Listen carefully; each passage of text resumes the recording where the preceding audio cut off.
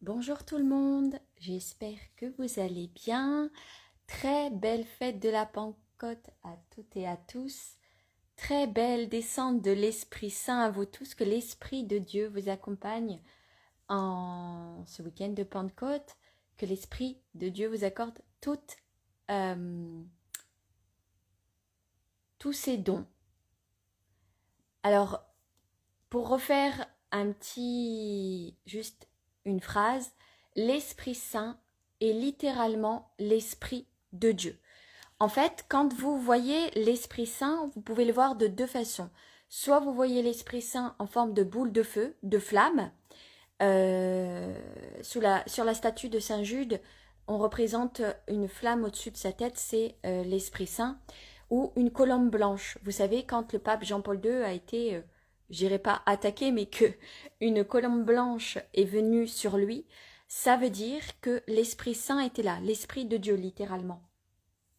Donc en fait, quand vous avez l'Esprit Saint avec vous, vous avez fini toutes vos réincarnations, puisque vous avez les vertus, les 7 dons de l'Esprit de Dieu. On prie l'Esprit Saint, donc pour avoir les dons, bien sûr, les dons de l'Esprit Saint, la sagesse, l'humilité, la charité, la chasteté, la patience, etc., etc. Mais on prie aussi l'Esprit Saint pour avoir toute sa tête, pour éviter les maladies comme Alzheimer, Parkinson, etc., pour les dépressions, pour tous ceux qui ont des problèmes au niveau de la tête, avant d'avoir un entretien, avant d'avoir un examen, etc. L'Esprit Saint, c'est littéralement, l'Esprit de Dieu, avoir un Esprit Saint dans un corps saint.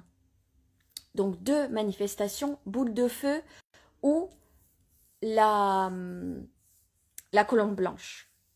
Donc aujourd'hui, je vais vous lire l'évangile de Maria Valtorta ici présente, qui pendant la Seconde Guerre mondiale a reçu les visions de la vie de Marie, de la Sainte Vierge Marie, jusqu'à sa dormition. Donc il y a 10 tomes exactement. Je vous ai lu plusieurs chapitres, plusieurs extraits. À vous après de les lire, parce que pour moi ça m'a changé entièrement ma vie, ça a changé entièrement ma spiritualité, et je me suis sentie plus proche de Marie, de Jésus, de Saint Joseph, des anges. J'ai compris en fait le but de la vie, j'ai compris plein de choses. Et en fait pour moi, comme j'ai dit à Jésus, il n'y a pas besoin de lire la Bible. Pour moi c'était hyper difficile de lire la Bible. Il y a juste besoin de lire les évangiles, et dans les évangiles, il y a tout ce qu'on a besoin de comprendre pour notre propre évolution spirituelle. Donc Maria est restée alitée pendant plus de 20 ans. Et pendant ces visions, ces dictées qu'elle a reçues aussi de Marie et de Jésus, elle avait comme des crises cardiaques, etc., etc. Donc je remercie Maria de nous avoir permis de rentrer dans l'intimité de Marie et de Jésus. Je la remercie pour son sacrifice qu'elle a fait pour nous. Et je remercie le ciel, je remercie les anges, les saints, Jésus et Marie, Dieu, de nous avoir permis d'avoir cette grâce. Donc, aujourd'hui, puisque c'est la fête de la Pentecôte, je vous lis la descente de l'Esprit Saint, fin du cycle messianique. Donc, il y a eu auparavant l'ascension. Jésus est monté au ciel et il a dit à ses apôtres, je vous enverrai l'Esprit Saint.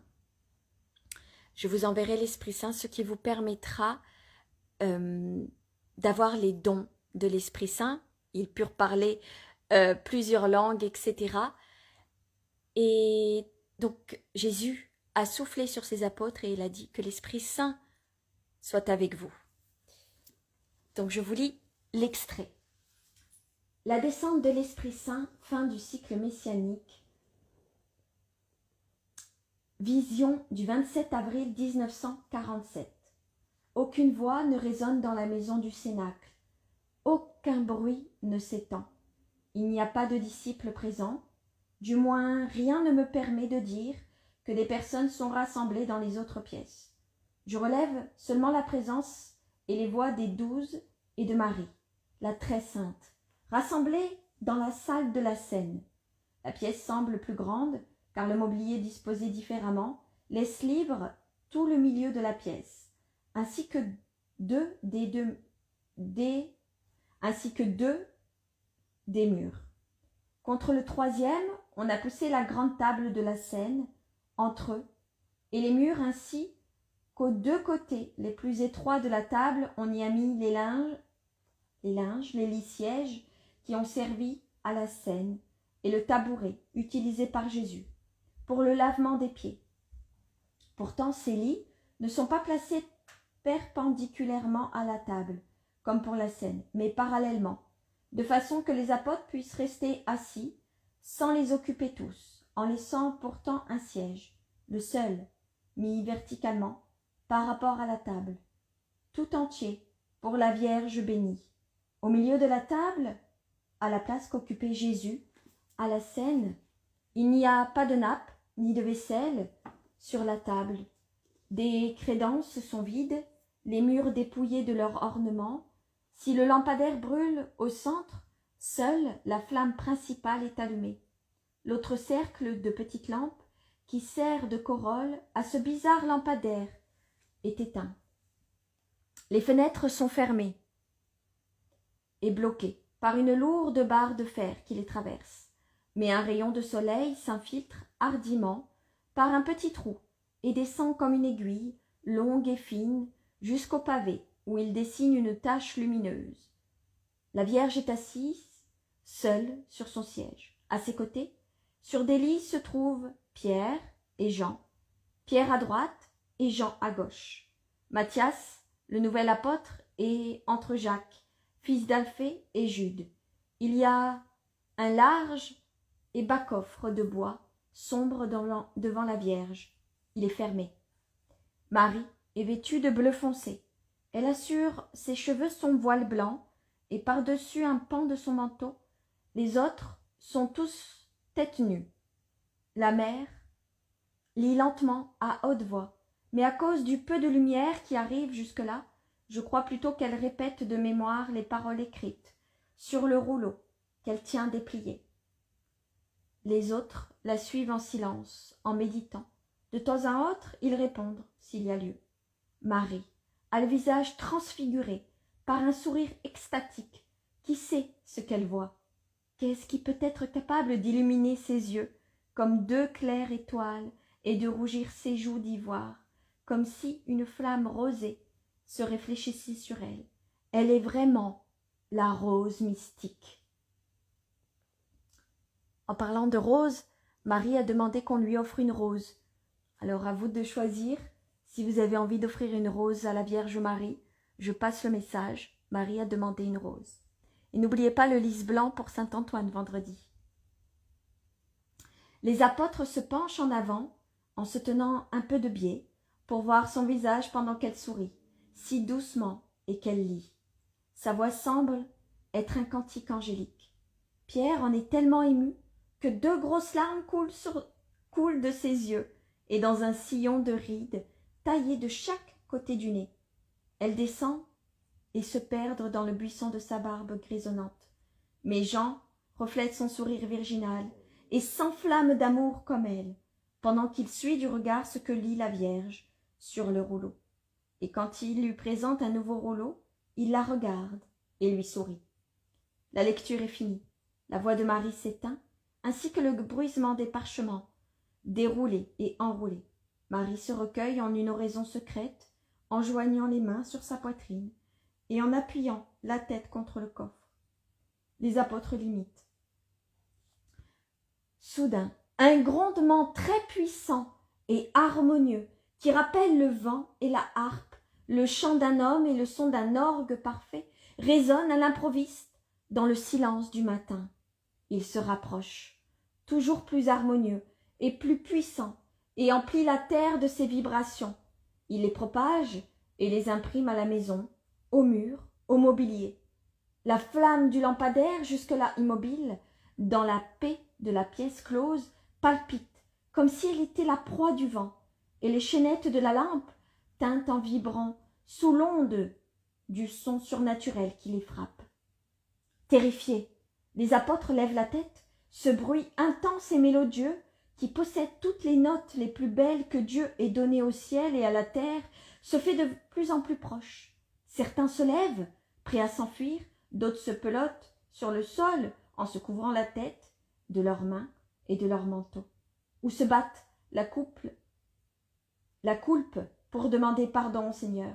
D'autres encore se serrent contre Marie, trop apeurés pour conserver envers la toute pure cette retenue qu'ils ont toujours gardée. Seul Jean ne s'effraie pas, car il voit une paix lumineuse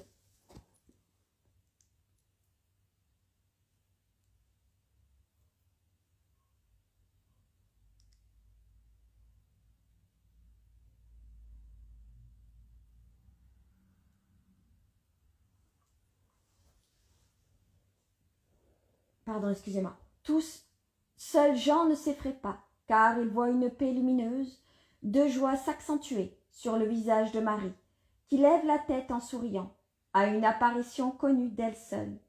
Elle glisse à genoux, en ouvrant les bras, et les deux ailes bleues de son manteau, ainsi ouverts, s'étendent sur Pierre et Jean, qui l'ont imité. Mais tout ce que j'ai gardé en détail pour le décrire s'est passé en moins d'1 minute. Et voilà la lumière, le feu, l'Esprit Saint qui, avec un dernier son envoûtant, entre dans la pièce, close sous la forme d'un globe très brillant et ardent, sans remuer les portes ni les fenêtres.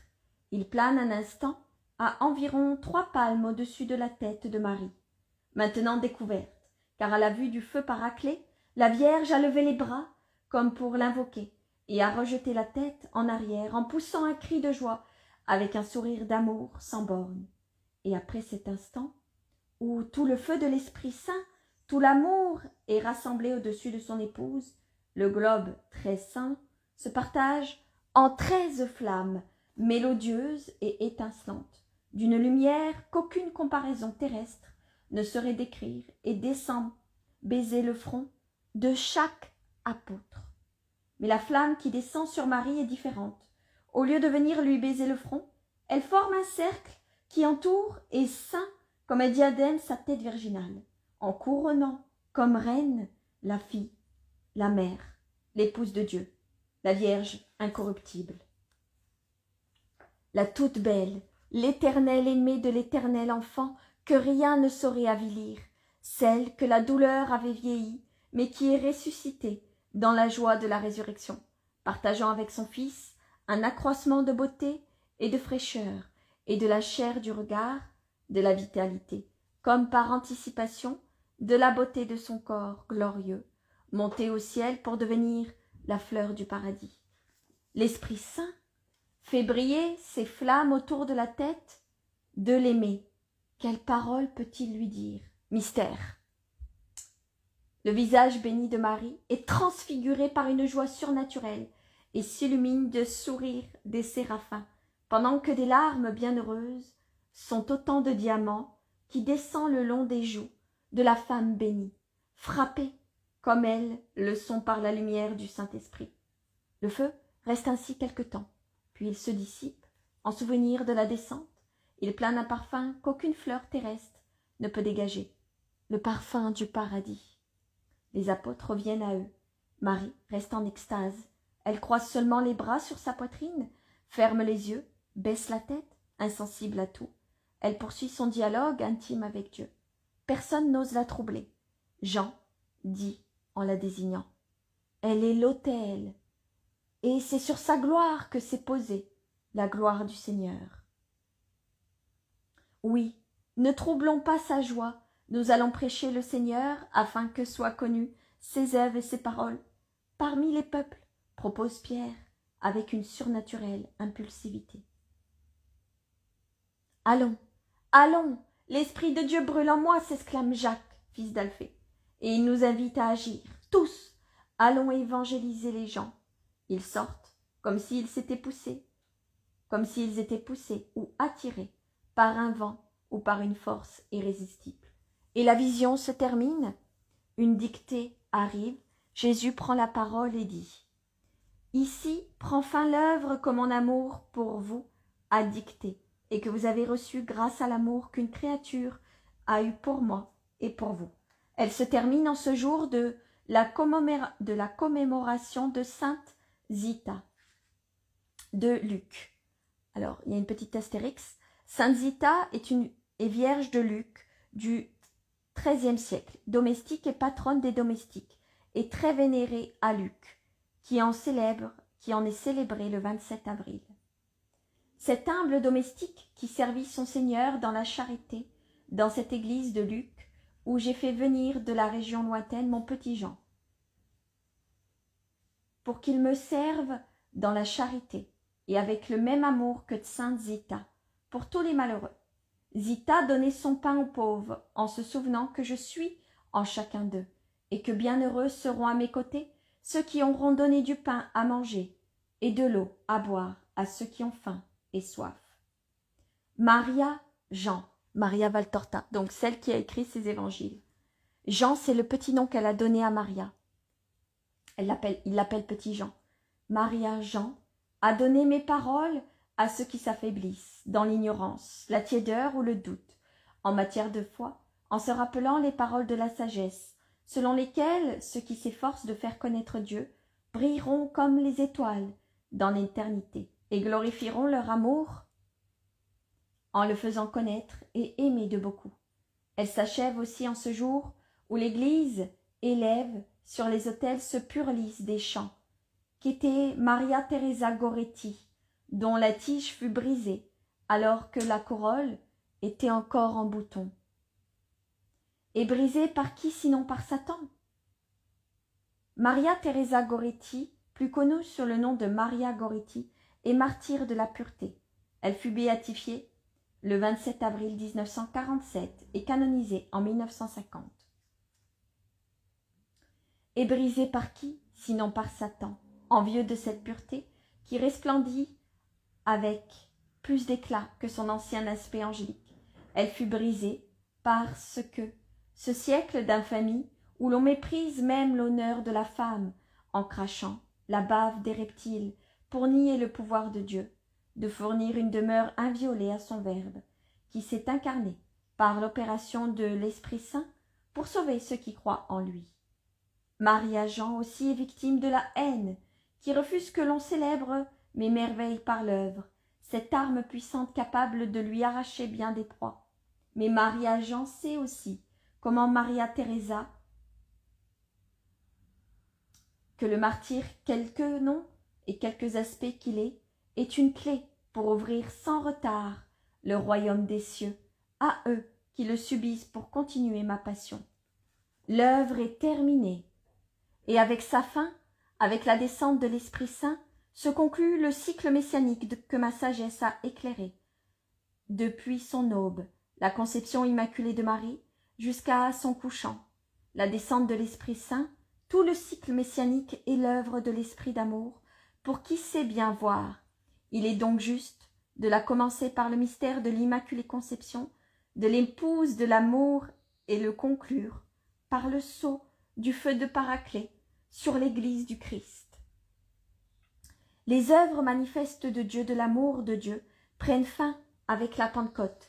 Depuis, lors continue l'intime et mystérieuse action de Dieu, en ses fidèles unis au nom de Jésus dans l'Église, une sainte catholique et apostolique et romaine, et l'Église, c'est-à-dire ce rassemblement des fidèles, pasteurs, brebis et agneaux, peut avancer sans errer, grâce à l'action spirituelle continuelle de l'amour, ce théologien, des théologiens, celui qui forme les vrais théologiens, ceux qui sont perdus en Dieu et ont Dieu en eux, la vie de Dieu en eux, grâce à la direction de l'Esprit de Dieu qui les conduit. Ceux-là sont vraiment enfants de Dieu, selon la pensée de Paul. Et au terme de l'œuvre, il me faut ajouter encore une fois cette plainte que j'ai répétée à la fin de chaque année évangélique. C'est ainsi que dans ma douleur de voir mépriser mon don, je vous dis, vous n'aurez pas autre chose puisque vous n'avez pas su accueillir ce que je vous ai donné. J'ajoute encore ce que je vous ai fait dire pour vous rappeler sur le droit chemin l'été dernier. le 21 mai 1946. Vous me verrez pas jusqu'à ce que je vienne, le jour où vous me direz « Béni soit celui qui vient au nom du Seigneur ». Et la dictée se termine. Et, mon Jésus, Marie, Jésus, les anges, Dieu, je vous aime de tout mon cœur, de toute mon âme et de toutes mes forces et de tout mon amour. Béni soit celui qui vient au nom du Seigneur, que l'Esprit Saint vous accompagne, que le Paraclet soit avec vous, que la Vierge Marie vous couvre de grâce, que Dieu vous accorde sa paix. Et qu'en ce mois du cœur sacré de Jésus, qu'il offre tout son amour, je vous embrasse très fort et je vous dis à 15 heures pour les chapelets, prières et neuvaines. Que l'Esprit Saint soit avec vous.